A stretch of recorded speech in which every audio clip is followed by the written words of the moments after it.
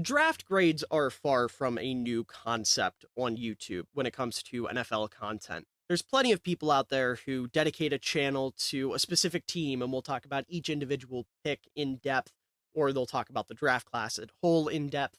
There's plenty of people out there who cover the league at large, such as myself, that will go division by division or conference by conference or talk about the draft in one big video.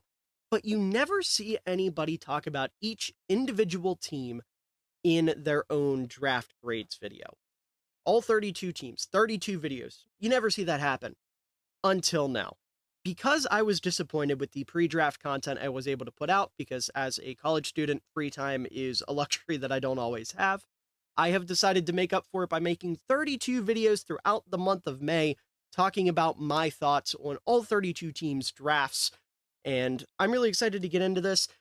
Keep in mind, as per usual with draft grades videos, I know that I'm going to be wrong on most of these, primarily because we haven't seen these guys play. We don't know how they're going to be developed, all of that good stuff. This is just my analysis based upon how I graded different players leading into the draft. You know, if I think a guy was overdrafted based on my evaluations, underdrafted, et cetera, et cetera. That's what these grades are based off of. I also don't think I'm better than any NFL GM out there. I'm just a 21-year-old college kid who spends the little free time he has watching film. So bear with me. People seem to like my opinions on this kind of stuff. I like sharing it, so I'm going to continue to do so. So without further ado, let's go ahead and kick off talking about the AFC North and their draft grades with the Cleveland Browns. Now, as the title already says, and I promise I don't mean this out of disrespect, I almost forgot the Browns were participating in the draft. I guess it's just because they didn't have that first round pick. And I don't know. When I was watching the other rounds, I guess I somehow missed most of the Browns picks. But for a team that I genuinely forgot participated in the draft, I think they did pretty damn good. And that starts on day 2 by taking Michael Hall Jr., the defensive lineman out of Ohio State. I was a big fan of his game. I really was. Hall was a really interesting player for me because typically when it comes to like these undersized defensive linemen, I'm not a huge fan. Like if you're a defensive lineman that can't defend the run or struggles against the run, I'm going to knock you heavily for it because that is a very, very important part, especially for someone that's going to be playing on the interior of the defensive line, very important part of their game. But Hall was an interesting case because at Ohio State, he was playing at, I think, right under 280. And they have this role in their defense that, you know, they want an undersized interior defensive lineman. Think a guy like Draymond Jones, who's with the Denver Broncos right now. When he was with Ohio State, he was very undersized. And he's still relatively undersized to play like a true 3 technique and a even front. He's more of a odd front defensive end. But he's still very good. And he's better against the run in the NFL than he was in college. And I think Michael Hall is going to follow a very similar trajectory, especially because he's already been bulking up. He has spent a lot of the offseason bolstering his size and his weight in healthy ways. You know, he's not pigging out eating Doritos. He's putting on muscle. He's adding good weight that is going to help him a lot. I think he's almost gained like 15, 20 pounds, something crazy like that. I don't remember exactly. You'll have to excuse me. But he's put on good weight is the point. And that is huge for him. That was one of the biggest knocks I had against him. Michael Hall, outside of the weight, is probably the most nuanced and disciplined pass rusher out of this interior defensive line class, and that includes guys like Byron Murphy and Jerzon Newton. His bag is just deeper than theirs, and he's not afraid to show it off. He knows how to use the moves in his arsenal. He's such an entertaining, pass rusher as a defensive lineman. He's somebody that has quick feet, strong hands, able to shed blocks really quickly as a pass rusher. His shed strength and core balance are actually a lot better than you would have expected for somebody at his size. So him getting bigger is only going to further help that. He's pretty good at handling blocks one-on-one. He's got an elite first step. He's really good at generating speed into power. It's just like I said, the issue was in college, his play strength was pretty subpar because of that size. And his run defense was kind of a projection because there were flashes of like, oh my God, this guy is incredible. But then there'd be other plays where he'd get totally blown off the ball and wouldn't make a huge impact. So getting to go to Cleveland is huge as well, because not only is he this like super technical, nuanced pass rusher, but you have guys on the defensive line that are going to eat up blocks and eat up attention. So the spotlight's going to be off him quite a bit, especially in that rookie season. And to give him an opportunity where he's almost going to be like the unsung hero going into the season on the defensive line is awesome. I'm really excited to see him in Cleveland. So I think this is a straight up, A+ pick. This is right about where I had him grade wise. He didn't go ahead of anybody that I thought was better than him. I only had 4 defensive linemen ranked ahead of him, and he fits so perfectly in Cleveland's defense. So I love the fit. I love the player. I think he's going to be awesome. And speaking of which, another player that I love the fit and I love the player is Zach Zinter, the offensive guard out of Michigan. And he's somebody who, struggled with injuries, or not struggled with injuries, suffered a major injury, excuse me. And that hurt his draft stock a little bit. He wasn't able to test. He wasn't able to, do a lot of the pre-draft stuff. But you look at this guy and you see an NFL-ready guard, right? He's got a wide, powerful upper body. He absolutely mauls defensive linemen. He's got enough athleticism to block in any run scheme, which is big because Kevin Stefanski likes to keep his run game very diverse. He likes to switch things up quite a bit. Super tenacious, loves to just absolutely bury anyone that lines up across from him. He creates good drive off the snap. He has a great anchor. His hands are like vice grips. He doesn't let anybody go anywhere. And, on that Michigan roster, he's been praised pretty consistently for his leadership. And, it was often talked about how big of a loss for not only the on-field product, but also the locker room when he went down with his fractured tibia. That's what it was. I totally forgot what his injury was for a second. And now he's not perfect. There's going to be some lapses there, and maybe you're worried about that injury he sustained, but if he's able to recover, he's not going to have to play right away in Cleveland, obviously, with Joel Bitonio and Wyatt Teller in-house. But long term, because Cleveland is going to start to run into some issues with paying players because they're paying a sexual predator a shit ton of guaranteed money. Once you start to run into those issues, having a guy like Zach Zinter on the roster to step in and be a replacement for whoever's contract expires first. I'm not sure offhand which guard that is. But he'll be able to step in for either one of them. And, I'm not going to say he's going to be as good as either one of them because they've both been top 10 guards at some point in their career. But he'll definitely be, you won't feel much of a drop-off. There might be a slight drop-off, but he's going to be an awesome starter. I think he's going to be really, really good for Cleveland. So again, giving them an A+.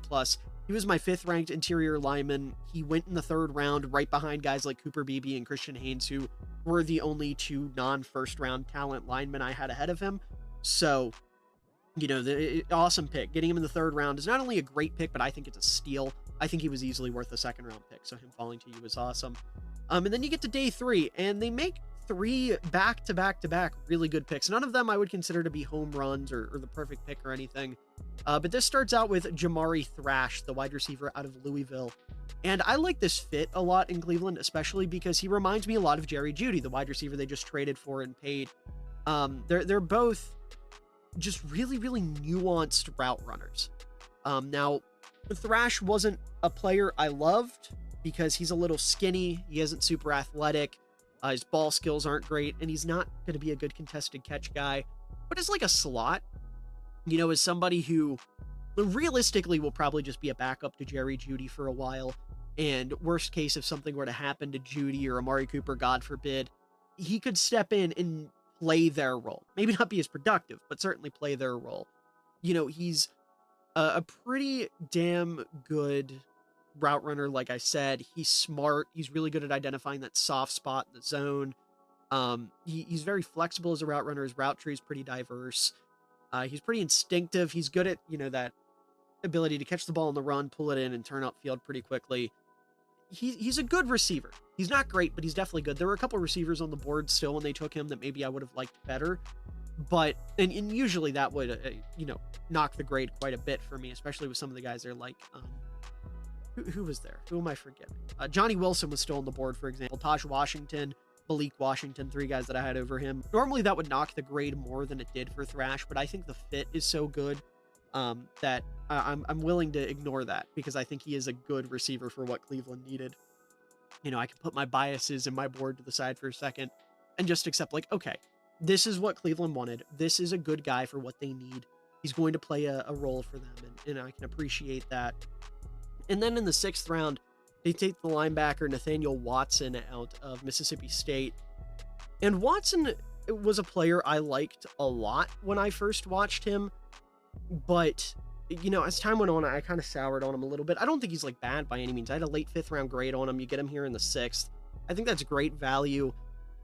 He's not the most athletic guy in the world, and he struggles to kind of shed blocks, and also he had a arrest in 2023.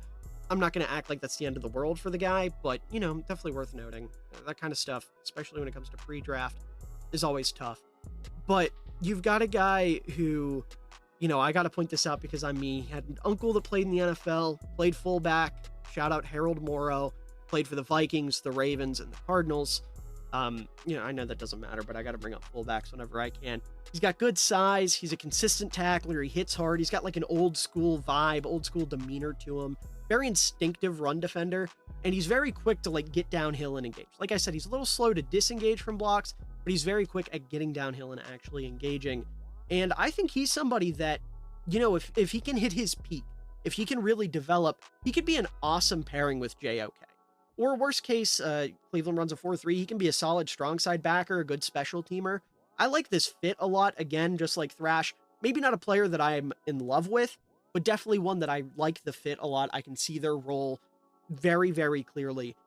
So I like those 2 picks for Cleveland. Then in the 7th round, I'm not going to lie to you, Myles Harden and Jawan Briggs.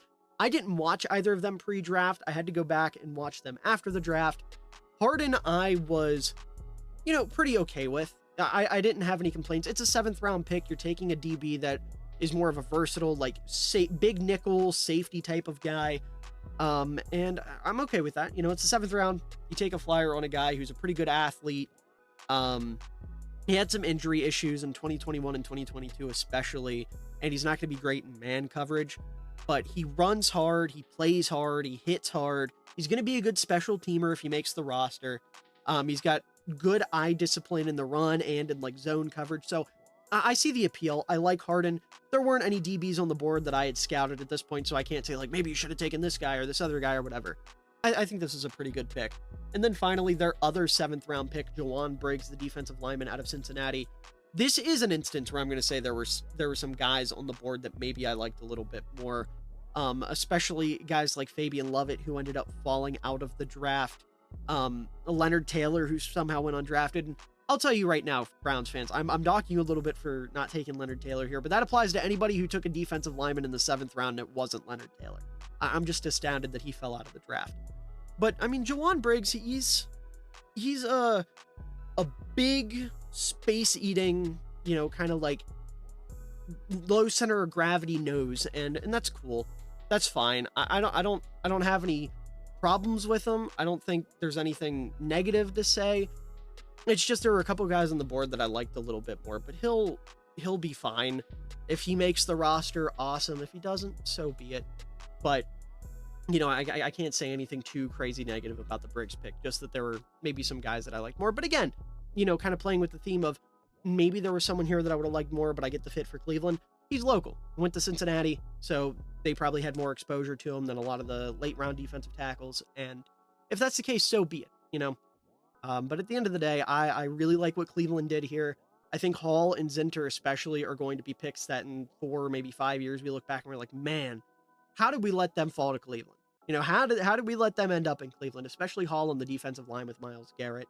Watson and Thrash definitely have the ability to make an impact on their respective sides of the ball. Watson will almost certainly be a really good special teamer. And Harden and Briggs, if they make the roster, Harden can absolutely be a good special teamer as well. And Briggs can be a big space-eating defensive lineman.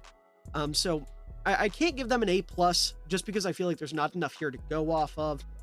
Just, only having 6 picks, it's tough for me to say, like, this is the perfect draft. An A+ would have to be a near-perfect draft. But I'm more than comfortable with giving him an A. I think this is a really, really good draft. I think this is one of those drafts where you at least get 2, potential stars and a couple solid contributors. And that's pretty damn good in my book. This is a hell of a way to start out the AFC North. Cleveland, I'll be honest with you, until you get rid of your quarterback, I can't say I'm rooting for you. But you definitely brought in a couple guys this year that I am rooting for individually. I can't wait to see what Michael Hall especially does in the draft, or does in the league, because he was one of my favorite players in the entire draft. And the thought of him and Myles Garrett on the same defensive line. Goodness, I would not want to be Justin Fields, Russell Wilson, Joe Burrow, or who am I for? Lamar Jackson. Jesus. I don't know how I forgot Lamar Jackson there for a second. But I would not want to be one of those for 4 quarterbacks. Yeah, because I said 2 for Pittsburgh. Goodness. Words are hard. But the point is, Cleveland killed it. I love their draft. And I think this is going to be one that's going to be hard to top for the rest of the AFC North. Had a chance on the throwback. This was an ill-advised throw. What an unbelievable catch by Cole Kmet. And he cups it too. No movement when he hits the ground, tucked up against his shoulder. Wow. Using that